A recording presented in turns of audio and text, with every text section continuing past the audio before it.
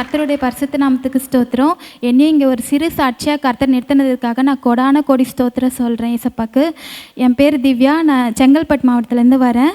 எங்கள் மாமனார் பேர் மகாதேவன். எங்கள் மாமாவுக்கு கடந்த மே மாதத்துலேருந்து ரொம்ப உடம்பு சரியில்லாமல் இருந்தாங்க. திடீர்னு ஃபுட் பாய்சன் அப்படிலாம் ஆயிடுச்சு. அப்புறம் ஹாஸ்பிட்டலுக்கு கூப்பிட்டு போனோம். அப்புறம் கொஞ்ச நாள் கழித்து பார்த்தா வீட்டுக்கு வந்துட்ட உடனே திரும்ப எந்திரிக்கவே முடியல. ஒரு ப்ரெக்னென்ட் லேடி எவ்வளோ கஷ்டப்படுவாங்க இடுப்பு வலியோட, அந்த மாதிரி ரொம்ப கஷ்டப்பட்டாங்க. என்ன ஆச்சுன்னே எங்களுக்கு தெரியவே இல்லை. எல்லா ஸ்கேன் எல்லாத்தையும் எடுத்து பார்த்தோம், எதுவுமே எங்களுக்கு தெரியல. அப்போ லாஸ்ட்டாக எம்ஆர்ஐ ஸ்கேன் எடுக்க சொன்னாங்க. அதில் பார்த்தா அவருக்கு முதுகில் ஒரு 3 எலும்பு அந்த மாதிரி இதாயிடுச்சு, அழுவி போயிடுச்சு அப்படி சொல்லி சொன்னாங்க. எங்களால் யாராலையுமே அதை தாங்கிக்கவே முடியல. அப்போ ஏசப்பா எங்கள் மாமாவுக்கு எல்லாமே சரியாயிடணும் அப்படி சொல்லிட்டு நாங்கள் ப்ரே பண்ணோம், எல்லாருமே ப்ரே பண்ணோம். அப்போ பெரம்பூர் ஹாஸ்பிட்டலுக்கு கூப்பிட்டு போனாங்க. அங்கே கூப்பிட்டு போய் 15 நாள் அவருக்கு பின்னாடி சேர்த்தவங்க எல்லாருக்குமே ஆப்ரேஷன் பண்ணி எல்லாருமே வந்துட்டாங்க. ஆனால் மாமாவுக்கு மட்டும் ஆப்ரேஷன் பண்ண ரொம்ப டிலே பண்ணாங்க. அப்போ நான் ஏசப்பா கிட்ட சொன்னேன், ஏசப்பா என்னைக்கு ஆப்ரேஷன் நீங்கள் சித்தம் வைத்திருக்கீங்களோ அன்னைக்கு ஆப்ரேஷன் பண்ணட்டும் சுவாமி. அது மட்டும் இல்லை, என் அங்கிளோட அந்த அனுதினம் மங்கள வார்த்தையை நான் கேட்கும் பொழுது, ஏசப்பா என்னைக்கு மாமாக்குன்னு சொல்கிறாங்களோ அன்னைக்கு நீங்கள் பேசுகிற வார்த்தை எங்கள் மாமாக்குரியதாக இருக்கணும் சாமின்னு சொன்னேன். ஆகஸ்ட் 2ஆம் தேதி பண்ணாங்க. அன்னைக்கு அவர் அந்த வார்த்தை ஏசப்பா என்ன பேசினா, உனக்கு விரோதமாக எழும்புகிற எந்த ஒரு ஆயுதமும் வாய்க்காமலே போகும்னு சொன்னாங்க. அந்த ஒரு வார்த்தையை கேட்கும் போது, ஏசப்பா எங்கள் மாமாவுக்கு விரோதமாக எழும்பின எந்த ஒரு ஆயுதமும் வாய்க்காமல் நீங்கள் பண்ணீங்களே, அதுக்காக நன்றி தகப்பனே அப்படி சொல்லிட்டு நான் ப்ரே பண்ணேன். அதே மாதிரி எல்லாரும் சொன்னாங்க, அந்த ஆப்ரேஷன் பண்ணால் ஒன்று கை கால் விழுந்துரும், இல்லைனா எந்திரிச்சு நிற்க மாட்டாங்க, இல்லைனா இறந்துருவாங்க சொன்னாங்க. ஆனால் என் தேவனே கர்த்தர் அந்த ஒரு வார்த்தையை கொடுத்து, ஏசப்பா இன்னைக்கு பண்ணி ஒரு 15 நாள் ஆயிடுச்சு, இன்னும் ஏசப்பா ஜீவனை கொடுத்து நல்லபடியாக நடக்க வைக்கிறாரு. அதற்காக கர்த்தருக்கு கோடான கோடி ஸ்தோத்திரம். நாமத்துக்கு ஸ்தோத்திரம் உண்டாவதாக. என்னையும் சாட்சியாக நிறுத்துற என் தேவனுக்கு கோடா கோடி நன்றி. எல்லாத்துலேயும் அவர் சொல்கிற ஒவ்வொரு வசனமும் எழுதி வச்சுன்னு ஜபம் பண்ணுவேன். என் பிள்ளைங்களெல்லாம் சொல்லுவேன்ப்பா, நீ இந்த ஜபத்தை கேளுப்பா, ஐயா எப்படி தீர்க்க தரிசனமாக ஒவ்வொரு வார்த்தையும் சொல்கிறாருப்பா, அதிசயமாக அற்புதம் செய்கிற தேவனை பற்றி சொல்கிறாரு. ஐயா மூலிமா சொல்கிற ஒவ்வொரு வார்த்தையும் நிறைய எனக்கு நடக்குதுப்பா அப்படின்னு சொல்லி என் பிள்ளைங்கக்கிட்ட, என் பேர பிள்ளைங்கிட்டலாம் சொல்லுவேன். என் பேரன் பையன் 10th பரீட்சை எழுதுனா, அப்பவும் என் பேரனை உட்கார வச்சு சொன்னேன், அப்பா பாரு நீ ஜபம் பண்ணு, உனக்கு மார்க் நல்லா கிடைக்கும்னு சொன்னேன். அதே போல் அவனும் ப்ரேயர் பண்ணுவான். எங்கள் பொண்ணு வீட்டில் பண்ணிவிட்டு திருப்பி கடகடன்னு ஓடிப்போய் என் பையன் வீட்டில் போட்டு என் பேரனை பாருப்பான்வேன். ஆண்டவர் நல்ல மார்க் எடுக்க கிருபை செய்தார். சாந்தம் ஸ்கூலில் படிக்கிறான், நல்லா பாஸ் பண்ணி மார்க் எடுத்தான். அதுக்காக என் பேத்திக்கும் கல்யாணத்துக்காக நிறைய நாள் துக்கத்தோடு கவலையாக இருந்தேன். 24 வயசு ஆயிடுச்சு. ஆண்டவரே நீர் தான் ஆண்டவரே, அவர் ஸ்டீபன் ஐயா மூலியமாக எங்களுக்கு ஒரு தீர்க்க தரிசன வார்த்தை சொல்ல மாட்டிங்களான்னு ஏங்கின்னு இருந்தோம். வரதெல்லாம் தடை ஆகினே இருக்கும்.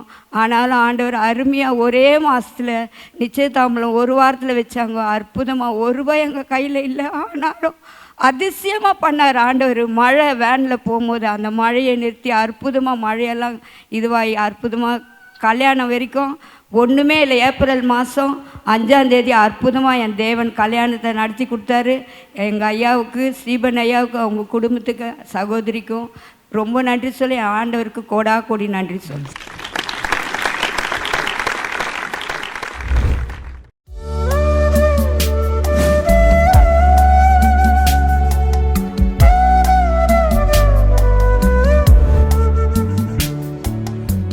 கிறிஸ்துவுக்குள் மிகவும் பிரியமான எனதர்மை சகோதர சகோதரிகளே, நம்மை சிருஷ்டித்தவரும் நம்மை உண்டாக்கினவரும் நம்மை ஒருபோதும் மறந்து போகாதவருமாகிய இயேசு கிறிஸ்துவின் ஏற்ற நாமத்தினால உங்கள் எல்லாரையும் வாழ்த்தி ஆசீர்வதிக்கிறேன். அல்லேலூயா. எல்லாரும் சந்தோஷமாக இருக்கீங்களா? இந்த நாளிலும் ஆண்டவருடைய பாதப்படியில் அமர்ந்து, ஆண்டவரே என் பிள்ளைகளுக்கு என்ன வார்த்தை சொல்லி ஆசீர்வதிக்க விரும்புகிறேன், இன்றைக்கு உம்முடைய பிள்ளைகளுக்கு பரலோகத்திலிருந்து நீர் கொண்டு வந்திருக்கிற இறை செய்தியின் மன்னா என்ன? தேவ சமூகத்திலே ஜெபத்திலே தரித்திருந்த பொழுது கர்த்தருடைய ஆவியானவர் கொடுத்த வசனம் ஏசாயா தீர்க்கதரிசியின் புஸ்தகம் 41ஆம் அதிகாரம் 17வது வசனம் இப்படியாய் சொல்லுகிறது. வாசிக்கலாமா? சிறுமையும் சிறுமையும் எளிமையுமானவர்கள் எளிமையும் ஆனவர்கள் தண்ணீரை தேடி அது கிடைக்காமல் அவர்கள் நாவு தாகத்தால் வரலும் போது கர்த்தராகிய நான் அவர்களுக்கு செவி கொடுத்து இஸ்ரவேலின் தேவனாகிய நான் அவர்களை கைவிடாதிருப்பேன். சிறுமையும் எளிமையுமானவர்கள் தண்ணீரை தேடி, ஒரு நன்மையான ஆசீர்வாதத்தை தேடி, வேலையை தேடி, ஏதோ ஒரு ஆசீர்வாதமான நன்மையான ஈவை தேடி அது கிடைக்காமல் போகிற பட்சத்திலே, ஏமாற்றத்தின் நிமித்தம் நாவறண்டு போகிற நேரத்திலே, யாருமே எனக்கு உதவி செய்யவில்லையே என்று அவன் அழுது கொண்டிருக்கும் பொழுது கர்த்தர் இறங்கி அவனை கைவிடாதபடிக்கு அணைத்து அந்த காரியத்திலே அவனுக்கு உதவி செய்வார்.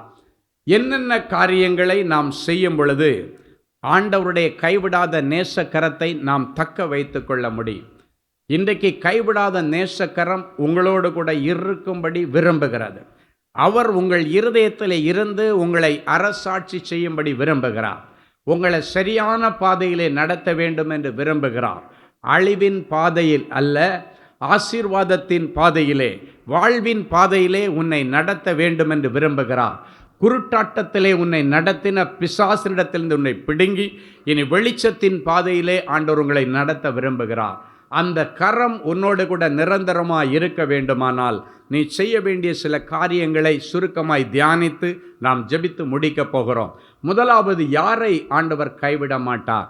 அவருடைய கைவிடாத நேசக்கரம் தொடர்ந்து உன் கூட இருக்க வேண்டுமானால் நீ என்ன செய்யணும்னா, ஒவ்வொரு நாளும் நாம் ஆண்டவரை தேடுகிற பிள்ளைகளாய் இருக்க வேண்டும். சங்கீதம் 9:10 சொல்லுகிறது, கர்த்தாவே உம்மை தேடுகிறவர்களை நீர் கைவிடுகிறதில்லை, ஆதலால் உமது நாமத்தை அறிந்தவர்கள் உம்மை நம்பியிருக்கிறார்கள். கர்த்தாவே உம்மை தேடுகிறவர்களை நீர் கைவிடுகிறதில்லை. ஆண்டவரே என்னை கைவிடாதீங்கன்னு நீங்கள் கேட்கலாம், கூப்பிடலாம், எல்லாம் சரி. ஆனால் அதே நேரத்தில் ஒவ்வொரு நாளும் ஆண்டவரை தேடுகிற பிள்ளைகளாக இருக்க வேண்டும், ஜெபிக்கிற பிள்ளைகளாக இருக்க வேண்டும். இன்றைக்கு ஜெப வாழ்க்கை குறைந்து போன நிலைமையில் இருக்கிறீர்கள். ஆரம்ப நாட்களில் 1 மணி நேரம் 2 மணி நேரம் ஜெபித்த பிள்ளைகள் இப்பொழுது 2 நிமிஷம் கூட உங்களுக்கு ஜெபிக்க முடியவில்லை. ஆசீர்வாதம் இல்லாத நேரத்திலே கஷ்டப்படும் பொழுது பல மணி நேரம் உபவாசம் இருந்து அழுது ஜெபித்தீர்கள். ஆண்டவர் கேட்டு உங்களை ஆசீர்வதித்ததுக்கு பிறகு இப்போ ஜெபிக்க உங்களுக்கு நேரம் இல்லை. அந்த ஆசீர்வாதம் உங்களுக்கு முதன்மையாய் விட்டது. ஆசீர்வாதத்தை கொடுத்த ஆண்டவர் பின்னிலையில் நிறுத்தப்பட்டு விட்டார். என் அன்பு தேவனுடைய பிள்ளைகளே, அந்த நிலைமைக்கு இன்றைக்கி நீங்கள் முடிவை கொண்டு வரணும். இன்றைக்கு ஒவ்வொரு நாளும் நீங்கள் காலையில் எழும்பின உடனே வேதம் சொல்லுகிறது, அதிகாலையிலே என்னை தேடுகிறவர்கள் என்னை கண்டடைவார்களாம். காலையில் எழும்பின உடனே சிலர் சொல்லுவாங்க, இன்றைக்கி யார் முகத்தில் முழிச்சனோ தெரியலை, இந்த பிரச்சனையெல்லாம் வேணுன்னே வீடு தேடி வருது, வம்பெல்லாம் வீடு தேடி வருது அப்படின்னு சொல்லுவாங்க. யார் முகத்தில் முழிச்சனோ தெரியலேன்னு சொல்லுவாங்க. நீங்கள் ஆண்டவருடைய முகத்தில் முழிக்கணும். அப்படின்னு அதிகாலையில் ஆண்டவரை தேடி ஆண்டவருடைய சமூகத்திலே ஒவ்வொரு நாளையும் நீங்கள் ஆரம்பிக்கும் பொழுது உங்கள் வாழ்க்கை அன்றைக்கு ஆசீர்வாதமாக இருக்கும். உங்கள் வாழ்க்கையில் இருக்கிற தடைகள் உடைக்கப்படும். உங்கள் வாழ்க்கையில் இருக்கிற கட்டுகளை எல்லாம் ஆண்டவர் அறுத்து போடுவார். அதிகாலையிலே தேடுகிறவர்கள் என்னை கண்டடைவார்கள்.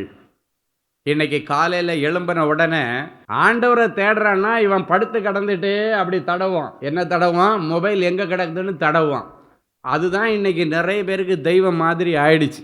அதனால தான் வாழ்க்கையில் நிறைய கஷ்டங்கள். இந்த கொரோனாவுக்கு பின்னணி என்ன தெரியுமா? ஆண்டவர் முழு உலகத்தையும் பரிசுத்தப்படுத்தி ஒரு விசை கூட பிரதிஷ்டை பண்ண விரும்பினார். அதுக்காக தான் முழு உலகத்தை ஆண்டவர் அடைச்சாரே தவிர உங்களை வேதனைப்படுத்துறதுக்காக இல்லை. ஒரு பில்டிங்கை ரெனோவேஷன் பண்ணணும் அப்படின்னாச்சுன்னா என்ன பண்ணுவோம்? நம்ம அந்த வீட்டில் இருந்துகிட்டே நம்ம ரெனோவேஷன் பண்ண மாட்டோம். முதல்ல வீட்டிலேருந்து வெளியே போயிட்டு வீட்டை மூடி போட்டு ஒவ்வொரு இடமா ரெனோவேஷன் பண்ணணும். அது வீடாக இருந்தாலும் சரி, கடையாக இருந்தாலும் சரி, முழு உலகமும் ஆண்டவருக்கு முன்னாக ரெனோவேஷன் பண்ணப்பட வேண்டிய, புதுப்பிக்கப்பட வேண்டிய சூழ்நிலையிலே உலகம் தன்னை கொண்டு போய் விட்டபடியினாலே மனிதர்கள் ஆண்டவர் இப்படி ஒரு முடிவை எடுப்பதற்கு தள்ளப்பட்டார். அதுதான் உண்மை. ஆண்டவர் அல்ல, நம்ம தான் ஆண்டவர் சொல்றார். நம்ம தான் அதற்கு காரணம். இந்த நேரத்தில் ஆண்டவர் சொல்றார், ஆண்டவரை தேடி அண்டி பிடித்து கொள்ளுகிற பிள்ளைகள் தான் இனி வருகிற நாட்களிலே பாதுகாக்கப்பட முடியும், அவர்கள் இந்த பூமியிலே நிலைநிறுத்தப்பட முடியும் என்பதை ஆண்டவருடைய ஸ்தானாதிபதியாக நின்று இந்த பலிபீடத்திலிருந்து நான் சொல்லுகிறேன்.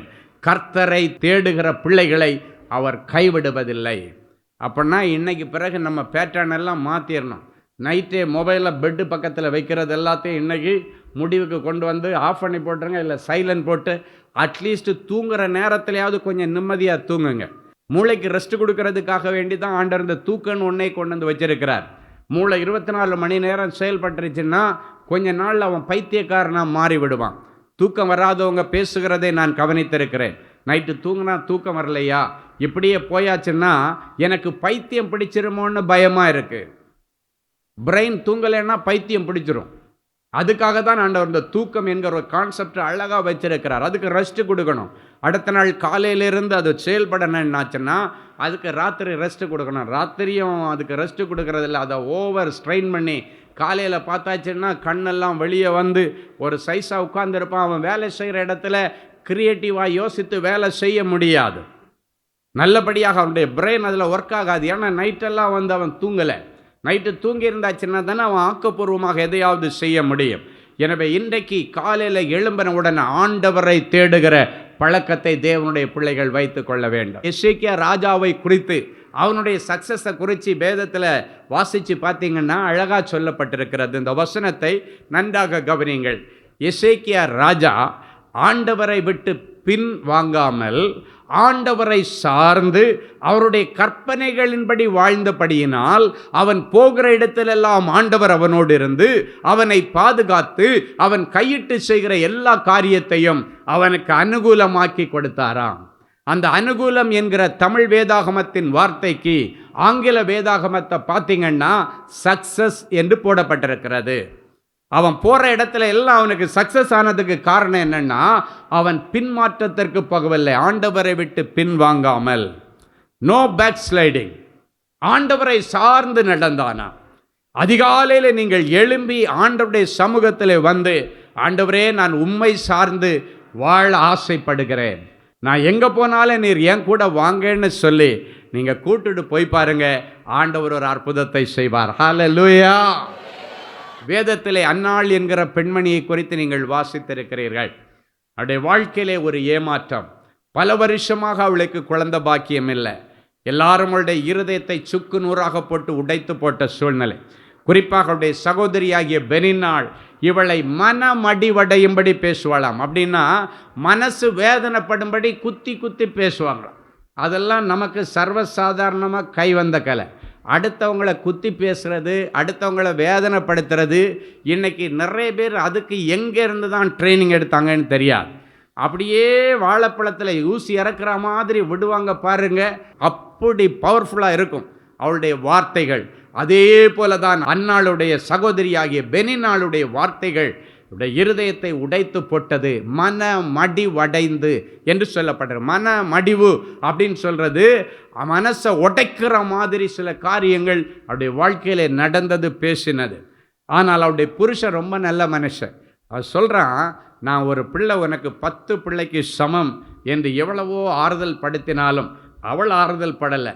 புருஷன் ஆறுதலாக இருக்காரு, ஆனால் பக்கத்திலேயே இருந்துட்டு இந்த சக்களத்தை அவள் என்னை எல்லா காரியத்திலும் என்னை வேதனைப்படுத்துகிறாளே என்று சொல்லி இந்த இருதயம் வேதனைப்பட்டது. அவள் என்ன யோசித்திருப்பா தெரியுமா? அவளுக்கு குழந்தை இருக்குது, எனக்கு குழந்தை இல்லைன்னு தானே என்னை நீ இப்படியெல்லாம் சீண்டி பார்க்குற, எனக்கு ஆசீர்வாதமான ஒரு சந்ததி இல்லைன்னு தானே என்னை இவ்வளவு கேவலமாக நீ பேசுகிற என்று சொல்லி பல நாட்கள் அவள் சாப்பிடாமல் இருந்தாள். ஒருவேளை ஏதோ ஒரு ஆசீர்வாதம் கிடைக்காததினாலே, பெண்டிங்கில் இருக்கிறதுனால நீங்களும் பல நாட்களாக சாப்பிடாமல் அழுது கொண்டு இன்றைக்கு இருக்கலாம், வேதனையோடு இருக்கலாம். அந்நாளுடைய நிலைமையில நீ இருக்கலாம். நான் ரொம்ப வருஷம் அதுக்காக பிரயாசப்பட்டேன், நான் மனசு கஷ்டத்தோடு இருக்கிறேன், ஆனால் உலகத்தாருக்கு அது கூட தெரியாம அதை விட வேதனைப்படுத்துகிறாங்களே என் இருதயத்தை என்று சொல்லி மனவேதனையோடு இருக்கலாம். அன்றைக்கு அந்நாள் ஒரு நாள் ஒரு தீர்மானம் எடுத்தாள், இதுக்கெல்லாம் முடிவு கட்டுகிறது ஆண்டவர் ஒருவராகத்தான் இருக்க முடியும். என்னுடைய இந்த அவமானத்தை அவர் ஒருவர் தான் மாற்ற முடியும். எனவே நான் நேரடியாக ஆண்டவரிடத்திலே போகிறேன்.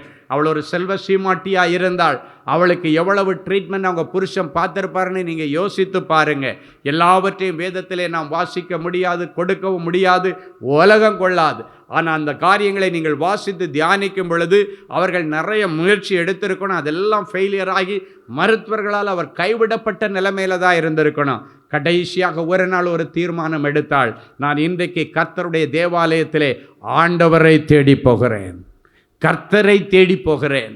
அவருடைய மனதில் இருக்கிற எல்லா கஷ்டத்தையும் அவருடைய பாதப்படியில் இறக்கி வைக்கிறேன்னு சொல்லி டிப்ரெஷனில் தான் அவள் வந்தாள். நம்ம பாஷையில் சொன்னால் அது எப்படி பிரதர் சொல்கிறீங்கன்னு கேட்டிங்கன்னா, வேதத்தில் உள்ள வசனங்களே அடுத்து ஒன்றொன்றாக நான் சொல்கிறேன். அந்த டிப்ரெஷன் எதனால் வந்துச்சு? அவளுக்கு ஆசீர்வாதமான ஒரு பிள்ளை இல்லை. எல்லாரும் இவளை அடிமைத்தனமாக கீழ்த்தரமாக பேசி கொண்டிருக்கிறார்கள். அவள் தீர்மானம் எடுத்தாள், இதுக்கு மேலே நான் ஒரு நாள் கூட வெயிட் பண்ண மாட்டேன், என் ஆண்டவரை தேடி போகிறேன். நேரடியாக தேவாலயத்திலே வந்து விழுந்தாள். வந்து அமர்ந்து அவள் என்ன செய்கிறான்னு அவளுக்கே தெரியலை. அவருடைய உதடுகள் மாத்திரம் அசைந்ததாம், வார்த்தைகள் வெளியே வரவில்லை என்று சொல்லப்பட்டிருக்கிறது. அந்த தேவாலயத்தினுடைய ஊழியக்காரனாகி ஏலி அதை கவனித்து கொண்டிருக்கிறான். பேசுனா ஜெபம் பண்ணி உட்காந்துட்டு எல்லாரும் என்ன பண்ணுவாங்க, வந்து முட்டி போட்டு ஜெபம் பண்ணுவாங்க, இல்லைன்னா கைகளை நீட்டி ஜெபம் பண்ணுவாங்க, இல்லை கை கூப்பி ஜெபம் பண்ணுவாங்க. ஆனால் இவன் வந்து உட்கார்ந்துட்டு அவருடைய செய்கைகள் வித்தியாசமாக இருந்தது. அந்த செய்கைகள் வித்தியாசமாக இருந்ததற்கு காரணம் என்ன? அவன் மன மடிவடைந்து டிப்ரெஷனில் என்ன செய்கிறேன்னே தெரியாமல் உட்காந்துட்டு செய்துட்டு இருக்கிறான். வேதம் சொல்லுகிற அவருடைய உதடுகள் மாத்திரம் அசைந்தது, வார்த்தைகள் வெளியே வரவில்லை, கண்ணீர் மட்டும் வந்து கொண்டே இருக்கிறது. ஏலி கேட்கிறான், என்னம்மா மதுபானம் ஏதாவது குடிச்சிட்டு சர்ச்சுக்குள்ளே வந்துட்டியா? உன் செய்கையெல்லாம் வித்தியாசமாக இருக்கிறது. அவள் சொல்லுகிறார், அப்படி அல்ல என் ஆண்டவனே, நான் மனக்லேசம் உள்ள ஸ்திரீ. அப்படின்னா மன அழுத்தம் உள்ள ஸ்திரீ என்று அர்த்தம். மன அழுத்தம், டிப்ரெஷனில் வந்திருக்கிற என் மனசில் இருக்கிறது எல்லாம் ஆண்டவரிடத்தில் நான் ஊற்றி கொண்டிருக்கிறேன் என்று சொன்னாள். எப்போவுமே டிப்ரெஷனில் இருக்கிறவங்களுக்கு வார்த்தை அதிகமாக வராது, யாரை பார்த்தாலும் அமைதியாக இருப்பாங்களே தவிர பேச மாட்டாங்க. அதுதான் அன்றைக்கு அன்னாளுடைய நிலைமை. காரணம் என்ன? அந்த ஆசீர்வாத கேடு. அவள் தன்னுடைய மனதில் இருக்கிறது எல்லாவற்றையும் தேவ சமூகத்திலே ஊற்றினாள். அவள் சொன்னாள், என் மனதில் இருக்கிற எல்லா காரியத்தையும், என் இருதயத்தையே ஆண்டவரிடத்தில் ஊற்றி விட்டேன் என்று சொல்லுகிறாள். அப்படின்னா என் இருதயத்தில் இருக்கிற கஷ்டத்தை எல்லாம் ஆண்டவரிடத்தில் வந்து கொட்டி தீர்த்துட்டேன்னு சொல்றா. இன்றைக்கு ஒருவேளை நீங்களும் அன்னாளை போல உங்க மனசுல இருக்கிற எல்லா கஷ்டத்தையும் ஆண்டவரிடத்தில் கொட்டி தீர்ப்பதற்காக நீங்கள் இன்றைக்கு இருக்கலாம். அவ எல்லாம் கொட்டி தீர்த்திட்டு எழும்பி போய் சாப்பிட்டாளாம். அது வரைக்கும் பல நாள் சாப்பிடாதவள் அதன் பிறகு போய் சாப்பிட்டாளாம். காரணம் என்ன? அவள் ஆண்டவரை தேடி வரும் பொழுது அவளுக்கு ஆண்டவரிடத்திலிருந்து கண்டிப்பாக ஒரு நிச்சயமான வாக்குறுதி கிடைச்சிருக்கணும். அந்த வாக்குறுதியை நம்பி, ஆண்டவர் கொடுத்த வார்த்தையை நம்பி, அந்த சமாதானத்தை அவள் நம்பி போய் சாப்பிட்டா. இறக்கி வைக்க வேண்டியவரிடத்தில் என் பாரத்தை இறக்கி வச்சுட்டேன், இனி யாரிடத்திலையும் நான் தலைகுனிவு இருக்க வேண்டிய அவசியம் இல்லை. நம்பிக்கையோடு போய் சாப்பிட்டாளாம். வேதம் சொல்லுகிறது, சில நாள் சென்றபோது அன்னாள் கர்ப்பவதி ஆனாளாம். சில மாதங்கள் கழித்தல்ல, சில வாரங்கள் கழித்தல்ல, வருஷங்கள் கழித்தல்ல, சில நாள் சென்றபோது. இப்பொழுதும் ஆண்டவருடைய ஸ்தானாதிபதியாக தேவனுடைய பலிபீடத்திலிருந்து நான் சொல்லுகிறேன், இனி உனக்கு ஆசீர்வாதமும் நீ எதிர்பார்த்து வந்திருக்கிற அற்புதமும் வருஷ கணக்கில் இனி தள்ளுவதில்லை. சில நாட்களுக்குள்ளே கர்த்தர் உனக்கு ஒரு அற்புதத்தை செய்வார். எந்த காரியத்திற்காக நீ கண்ணீரோடு அழுது கொண்டு வந்தாயோ அந்த காரியத்திலே சில நாட்களுக்குள்ளே உனக்கு ஒரு அற்புதம் நடக்கும். இன்றைக்கு ஆண்டவருடைய சமூகத்திலே உன் இருதயத்தில் இருக்கிற எல்லா கஷ்டத்தை இறக்கி வச்சுட்டு போங்க, தேவ மகிமையை பார்ப்பீங்க. அடுத்த அதே தேவாலயத்துக்கு வர்றா. இப்போ என்ன தெரியுமா சொல்றா? என் இருதயம் கர்த்தருக்குள்ளே களி கூர்ந்திருக்கிறது. முந்தின முறை ஆண்டவரை தேடி வரும் பொழுது அவர் சொல்றா, என் இருதயத்தை ஆண்டவரிடத்திலே ஊற்றிவிட்டேன், நான் மனக்லேசம் உள்ள ஸ்திரீ. இப்ப மனக்லேசம் எல்லாம் போயிடுச்சு. இப்ப என்ன சொல்றா? என் ஆத்துமா கர்த்தருக்குள்ளே களி கூறுகிறது. என் அன்பு தேவனுடைய பிள்ளைகள், அவள் சொல்லியும் செய்யாதிருப்பாரோ? அவர் சொன்னதை சொன்னபடி செய்கிறவர், இஸ்ரவேலின் ஜெயபலம் ஆனவர், சொன்னதை சொன்னபடி செய்கிறவர். இன்னைக்கு உங்களுக்கு செய்வார். நீங்கள் ஆண்டவரை தேடணும். எந்த ஒரு சூழ்நிலையிலும் சரி ஆண்டவரை தேடினீங்கன்னா அவர் உங்களுக்கு தென்படுவார். அவரை விட்டுட்டீங்கன்னா அவர் என்றென்றைக்கு முன்னே விட்டு விடுவார் என்று தாவீது தன் அனுபவத்தை தன் பிள்ளைக்கு சொல்லிக் கொடுக்கிறார். சாலமோனை பார்த்து, மகனே சாலமோனே, நீ அவரை தேடினால் அவர் உனக்கு தென்படுவார். ஆண்டவருடைய பார்வையில் பட்டுட்டீங்கன்னா உங்கள் பிரச்சனைகளுக்கு முடிவு வரும். காலையில் எழும்பி ஆண்டவர் முகத்தை பாருங்க. ஹல்லேலூயா. சிறுமையும் எளிமையுமானவன் தண்ணீரை தேடி, ஏதோ ஒரு நன்மையை தேடி, அது கிடைக்காத பட்சத்தில் ஏமாற்றத்தோடு நான் வறண்டு இருதயம் உடைஞ்சி சுற்றி கொண்டிருக்கிற நேரத்தில் நான் அவனுக்கு எதிர்பட்டு அவன் சூழ்நிலையை கண்டு அவனுக்கு உதவி செய்து அவனை கைவிடாதிருப்பேன் என்று சொன்ன தேவனே, என் பிள்ளைகளும் எத்தனையோ முறை ஒரு வேலையை தேடி அலைஞ்சி அலைஞ்சி அலைஞ்சி அது கிடைக்காத பட்சத்தில் நான் வறண்டு போயிருக்கிறார்கள், இருதயம் உடைஞ்சி போயிருக்கிறார்கள். எத்தனை என்று எழுதி பார்த்தேன், எத்தனை இன்றைக்கு போய் பார்த்தேன், எத்தனை எக்ஸாம் எழுதி பார்த்தேன், எனக்கு ஒரு வேலை கிடைக்கலையே. என் பிள்ளைகளுடைய இருதயம் வறண்டு போயிருக்கிறது. என் பிள்ளைகளுக்கு உதவி செய்யும். எல்லாரும் கைவிட்ட நேரத்தில் நான் கைவிட மாட்டேன்னு சொன்ன தேவனே, அன்றைக்கு ஆகாரையும் இஸ்மவேலையும் ஆபிரகாம் கைவிட்டு விட்டார், சாராள் கைவிட்டு விட்டாள். அந்த வனாந்தரத்திலே தண்ணி கூட கிடைக்காம பிள்ளை அழுகிற நேரத்தில் கைவிடாத நேசர் வந்து அவர்களுக்காக ஒரு தண்ணீர் நீரூற்றை ஏற்படுத்தின நேரத்தில் அதுவரைக்கும் நாவறண்டு போன என் பிள்ளைகளை கைவிடாத நேசர் ஆபிரகாமால கைவிடப்பட்டவள், சாராளால கைவிடப்பட்டவள் வனாந்தரத்தில் தன் பிள்ளைக்கு தண்ணி கூட இல்லாமல் அலைந்தாள். கடைசியாக நீர் அவர்களை கண்டுபிடித்து அவர்களுடைய தாகத்தை தீர்க்க தண்ணீரை கொடுத்து, உன் பிள்ளையை பிடித்து கொண்டு போ, கையிலே அவனை பெரிய ஜாதியாக்குவேன், அவனிலே பிரபுக்கள் தோன்றுவார்கள் என்று சொன்னீரே. அதே போல என் பிள்ளைகளும் மனம் நொந்து உடைஞ்சு போய் வேலை கிடைக்காம வருமானத்துக்கு வழி இல்லாமல் என் பிள்ளைக்கு இன்னொரு நல்ல காரியம் செய்ய வைக்க முடியலையே. என் பிள்ளைக்கு ஒரு வேலை கிடைச்சதுன்னா, என் பிள்ளைக்கு வருமானத்திற்கு ஒரு வழி பிறந்துன்னா, என் பிள்ளையுடைய வாழ்க்கையில் ஒரு கல்யாணம் பண்ணி வைப்பது, என் பிள்ளைக்கு ஒரு சந்ததி கிடைக்குமே என்று இந்த தாய்மார்களுடைய கண்ணீரை கண்டு அவர்களை பார்த்து, உன் பிள்ளையை கையிலே பிடித்து கொண்டு போ, அவனை பெரிய ஜாதியாக்குவேன், அவனுக்கு பெரிய வேலையை கொடுப்பேன், அவள் ராஜாக்களோடும் பிரபுக்களோடும் உட்கார்ந்திருப்பாள் என்று ஆண்டவருடைய வார்த்தை சொல்லி என் பிள்ளைகளையும் இவர்களுக்கு நீர் கொடுத்த ஆசீர்வாதமான குழந்தைகளையும் நீர் ஆசீர்வதித்து அனுப்புகிறதற்காய் உமக்கு நன்றி, உமக்கு நன்றி. கடைசியாக ஆண்டவர் சொல்லுகிறேன், உங்களுக்கு வேண்டியது எல்லாம் நான் தருவேன். கர்த்தரிடத்தில் அடைக்கலமாய் வந்து விழுந்திருக்கிற உங்களுக்கு ஆண்டவரால் நிறைவான பலன் இயேசுவின் மூலம் பிதாவே. ஆமேன், ஆமேன். கிறிஸ்துவுக்குள் அன்பானவர்களே, ஆண்டவராகிய இயேசு கிறிஸ்துவின் இனிய நாமத்தில் அன்பின் வாழ்த்துக்கள்.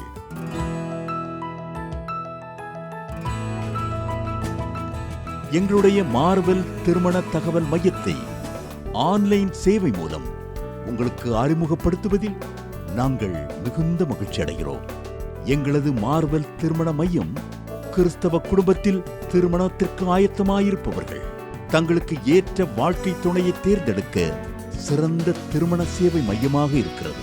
மேலும் மார்வெல் திருமண தகவல் மையத்தில் நீங்கள் பதிவு செய்வதற்கு எங்களது இணையதள முகவரி www.marvelmatrimony.com மற்றும் அலைபேசி எண் 7824855999 என்ற எண்ணிற்கு தொடர்பு கொள்ளலாம்.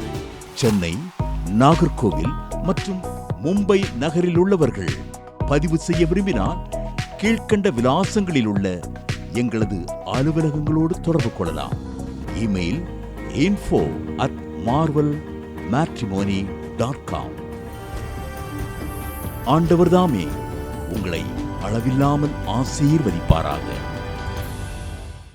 அன்பு தேவனுடைய பிள்ளைகளே, இந்நிகழ்ச்சியின் மூலம் நீங்கள் பெற்றுக்கொண்ட ஆசீர்வாதங்களையும் உங்கள் ஜெப விண்ணப்பங்களையும் அனுப்ப வேண்டிய முகவரி தேவனின் அன்பு ஊழியங்கள், எண் 340B பார் 1A 3B1 Vinayak avenue, OMR road, Okkiyam, Thoraipakkam, Chennai 600097. இது இந்தியன் ஆயில் பெட்ரோல் பங்க் எதிரில் அமைந்துள்ளது மற்றும் காக்னிசன்ட் டெக்னாலஜி சொல்யூஷன்ஸ் அருகிலும் அமைந்துள்ளது. மின்னஞ்சல் prayer@godsloveministries.co.in.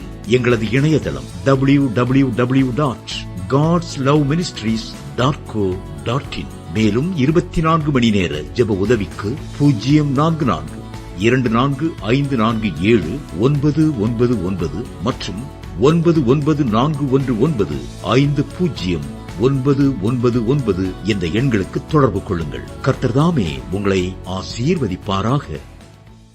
ஜெனசிஸ் கிரியேஷன்ஸ் மீடியா அகாடமியில் 3 மாதங்களில் தொழிற்கல்வி சான்றிதழோடு video editing, videography, photography, drone piloting, studio recording, Photoshop, live streaming, live video mixing and live sound mixing ஆகிய தொழிற்கல்விகள் பயிற்றுவிக்கப்படுகிறது.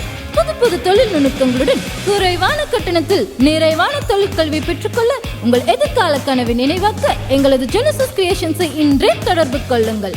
மேலும் விவரங்களுக்கு 7824850999 என்ற எண்ணை தொடர்பு கொள்ளுங்கள்.